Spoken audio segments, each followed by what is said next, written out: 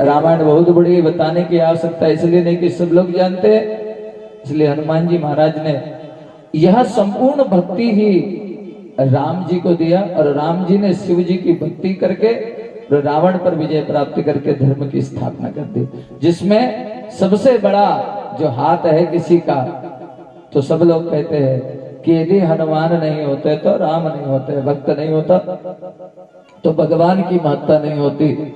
और कैसे होना चाहिए भक्त? बोले हनुमान होना चाहिए, जिसके अंदर में मान है। यदि हमने भगवान का काम किया तो हमारे अंदर अभिमान नहीं बढ़ना चाहिए, हमारे अंदर तो सेवा करने का भाव बढ़ना चाहिए। अभिमान बढ़ गया तो दिक्कत हो जाएगी, फिर हनुमान नहीं कहलाएंगे। और हनुमान जिस दिन बन गए तो कहते हैं राम काज किन्ने बिनो मोह कहा विश्राम। राम का काम किए बिना फिर नींद नहीं आएगी, रोज करते रहेंगे। और मान यदि आ गया तो उसके पीछे मत आएगा, मुझे नहीं पूछा। हाँ, बस ऐसा जिस दिन हमने कह दिया समझ लीजिए कि हनुमान नहीं रहा। हाँ, कहा कोई काम होगा तो जरूर बताना, चलेंगे, भगवान का काम है, खाली तो बैठे रहते। समझ जाइए कि अभी मान आया नहीं। और अभी यानी तुरंत मान, यदि तुरंत यदि मान की इच्छा करते तो अभिमानी हो गए बंधु, वही निशाचरता आ जाती है। इसके लिए मान नहीं, सेवा का भाव ले लेना चाहिए। शंकर भगवान के जितने अवतार है ये सेवा करने के कारण माता जानकी ने कह दिया अजर अमर गुण निधि शुद्ध हो, तुम मरो ही नहीं। क्यों? सेवक कभी मरता ही नहीं। सेवक का जो किया हुआ सत्कर्म है वो कभी मरता नहीं। हनुमान जी ने जो किया है वो अमर हो गया, आशीर्वाद दिया वो अमर हो गया। बंधुओं, हम भी इस जीवन में रह करके और ऐसा कोई काम कर जाए जिसे हनुमान हो जाए, और नहीं तो अभिमान होने में ज्यादा टाइम नहीं लगता। इस प्रकार से कह करके भगवान का एक और अवतार है जिसको हम लोग बंधुओं अश्वत्थामा अवतार कहते हैं। महाभारत काल में अश्वत्थामा को हमने सुना। बंधु, इन्होंने गुरुदेव ने बहुत भक्ति करने के बाद में ये अजय पुत्र जो है उत्पन्न किया, क्योंकि अश्वत्थामा गुरुदेव के एक अकेले पुत्र, ये आयोनिज है, अमर है, लोगों का कहना है वे भी जिंदे है। महाभारत के कालखंड में जिस पक्ष में खड़े थे बंधुओं, उस पक्ष का विनाश जो है भगवान शंकर स्वयं मिलकर के करते हैं। अश्वत्थामा चाहते तो इस महाभारत काल के अंदर में सबसे अच्छे मित्र थे किसके? दुर्योधन के।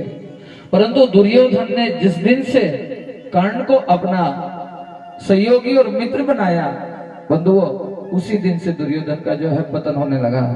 मामा शकुनी यानी शंका को जब अपना आधार बनाया उसी दिन से पतन हुआ। अश्वत्थामा यदि दुर्योधन के साथ होते और उनकी मंत्रणा मानते और नीति पर चलते तो पतन नहीं होता, परंतु अश्वत्थामा ने मित्रता निभाई। कालांतर में जो है पांडवों के पतन का कारण बनते हैं, परंतु बंधु भगवान श्री कृष्ण के द्वारा इन्हें जो है अजय अमर कर दिया जाता है, और ये अभी भी अमर है ऐसा लोगों का कहना है। क्योंकि इसमें ऐसा कोई प्रमाण नहीं मिलता कि यहाँ पर बैठे या यहाँ पर मिलेंगे, ऐसा कोई प्रमाण नहीं मिलता। इसलिए कहने में मुझे दिक्कत है, इसलिए तो मैं नहीं कह पाऊंगा। परंतु महाभारत काल में ऐसा लिखा है कि उसके बाद में वो कहीं पर भी उनके मृत्यु का समाचार नहीं मिला। अभी तक के इतिहास के अंदर में ऐसा नहीं मिलता, मतलब कहीं न कहीं जरूर होंगे अश्वत्थामा। इसके बाद में भगवान किरात बन करके आते हैं। अर्जुन को अहंकार हो जाता है कि मैं सबसे बड़ा धनुर्धर हूं, तब कहते हैं भगवान किरात बन करके आते हैं और आकर के आंखें तक बन करके बंधुओं अर्जुन का शिकार जो है मार दिया जाता है। तब ये गांडू पर बाण चढ़ा करके और भगवान किरात के ओर जो है छोड़ने के लिए लगते हैं। तब किरात भगवान के एक भी बार को सहन नहीं कर पाते। तब कहते हैं अर्जुन की भगवान आप कौन हो? महादेव और भगवान परशुराम के अलावा बंधुओं अर्जुन के बाणों को कोई नहीं काट सकता था। या कर्ण, तो कर्ण तो आप हो नहीं कि मेरे से बड़ा धनुर्धर दुनिया में कोई नहीं है, अहंकार से बड़ा शत्रु भी दुनिया में कोई नहीं है। तुझे अहंकार हो गया है अर्जुन, इस अहंकार को छोड़कर के धर्म की लड़ाई लड़ तो लाभ होगा, और नहीं तो तेरा पतन हो जाएगा। बंधुओं किरात अवतार में भगवान ने संकेत किया था, परंतु अर्जुन नहीं समझ पाए, जिसके कारण हिमालय में जाकर के और स्वर्ग को नहीं जा पाए, उसके कारण पतन हो गया था। बंधुओं चारों भाइयों का ये भगवान किरात के श्राप के कारण हुआ था, और चारों भाइयों सहित द्रौपदी जो है हिमालय में आकर के और स्वर्गारोहण के पथ पर जो है पहुंच नहीं पाए। अकेले युधिष्ठिर वृत्ते के साथ में गए, बाकी किसी का इतिहास नहीं मिलता। किरात भगवान ने श्राप दिया था कि तुम्हें सबको अभिमान हो गया है, भीम को, अर्जुन को, नकुल, सहदेव और द्रौपदी, इन सबको अहंकार के कारण जो है पतन हो गया। भगवान किरात यानी शंकर जी के श्राप के कारण जो है स्वर्ग को नहीं जा पाए। इस प्रकार से किरात अवतार तक की कथा हम लोग कह करके और भगवान शंकर के बंधुओं परिवार को आगे समझने का प्रयास करेंगे, क्योंकि कल दिन में जो है ज्योतिर्लिंगों की कथा, क्योंकि बड़े गूढ़ ज्योतिर्लिंग बचे हैं अब, जिसकी कथाएं थोड़ी सी विस्तारित है, इसलिए हम लोग भगवान के उन दिव्य अवतारों को यही पर संबरण करते हुए आगे भगवान के परिवार की ओर चलते हैं। दो पुत्र सुने, श्री गणेश और श्री कार्तिकेय जी महाराज, जिनकी कथा भी आप लोगों ने विधि विस्तार से सुना। बोले नहीं, श्री गणेश का जन्म सुना और उनके उद्देश्य को सुना। श्री गणेश का जो विवाह है विश्वकर्मा जी की कन्या के साथ में हुआ, दो कन्याओं के साथ, सिद्धि और वृद्धि, जिसको रिद्धि और सिद्धि भी कहते हैं हम लोग। इनका जो इनके घर में दो बेटे उत्पन्न हुए, लाभ और क्षेम यानी शुभ और लाभ, और एक बेटी उत्पन्न हुई संतोषी, यथा नाम तथा गुण, बड़ी शांत और सरल, नो टेंशन वाली, संतोषी जैसा नाम। शुभ और लाभ का जो विवाह है इंद्र की कन्या तुष्टि और पुष्टि के साथ में हुआ। इनके घर में कालांतर में आमोद और प्रमोद का जन्म हो जाता है।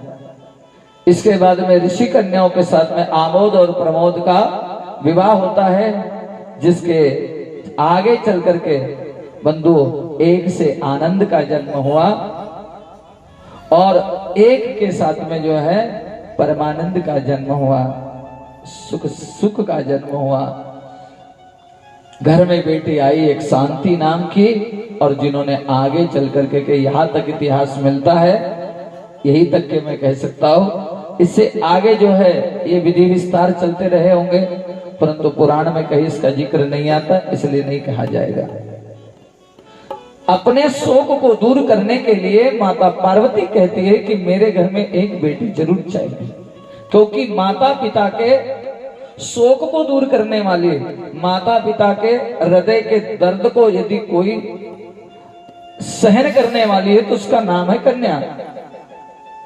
माँ बाप के घर में जहां पर जन्म लेती है और जन्म लेकर के जहां पर बंधु इतना सुंदर एडजस्टिंग होता है बेटियों का, माँ बाप को जहां पर दुख और तकलीफ है वहां बंधु उनके आते ही वो खुशियों से भर देती है। इसलिए माता जी ने कहा मेरे घर में कन्या चाहिए। क्यों? वो कौन है जो तुम्हारे जन्म से लेकर के रोज तुम्हारी गाली खाने को तैयार है, डांट खाने को तैयार है, तुम्हारे दो चाटे खाने को तैयार है, फिर भी तुम्हें माँ और पिताजी कह के बुलाने को तैयार है। तुमने दूसरे के घर ब्याह दिया, उसके बाद में भी सबसे अधिक स्नेह यदि कोई रखता है बंधुओं, बेटा और बहू घर में रहते हैं, विचार करने का विषय है। परंतु तुम्हारा कितना दर्द है वो एक बार पूछ लिया जाता है, परंतु ये दिन में 3 बार दिन निकलते ही बंधु ये कौन है तो कहते से करुणा का स्वरूप माना जाता है। इसके लिए संतों का मत हुआ कि माँ के बाद में यदि हम लोग कन्या को यदि जिस प्रकार से घर में देखते हैं, ये हमारे शोक का नाश करने वाली है और दुख का हरण करने वाली है, सबकी बातों को एडजस्ट करके अपने जीवन को चलाने वाली है, जिसको हम लोग कन्या कहते हैं। इसलिए एक अशोक सुंदरी नाम की कन्या को जो है अपने तेज से प्रकट किया और माता जी को दे दिया। मन को बहलाने के लिए मनसा नाम की कन्या जो है ओ माता जी को दे दिए 2 कन्याएं और। अशोक सुंदरी और मनसा ये दोनों मां के पास रहती, परंतु एक दिन किसी ने बड़े सुंदर शब्दों में कहा है, सखियां चिढ़ाती है माता पार्वती को कि तेरे घर में सब तो है ना, तेरे घर में सासू ननदिया। ये बहुत अच्छे से गाता है।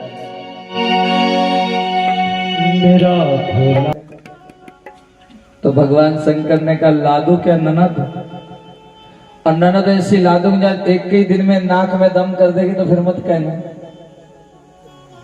तो उन्होंने सोचा एक काम करते हैं, इतनी परम पूरी खा गए बेचारे, एक भी नहीं छोड़ी, सब खा गया, कुछ नहीं बचने दिया, चटनी रोटी दाल चावल जितना सब जितना घर में था पूरा खा गया। भाभी अब टहलने के लिए चलिए, अब चलो घूमने के लिए।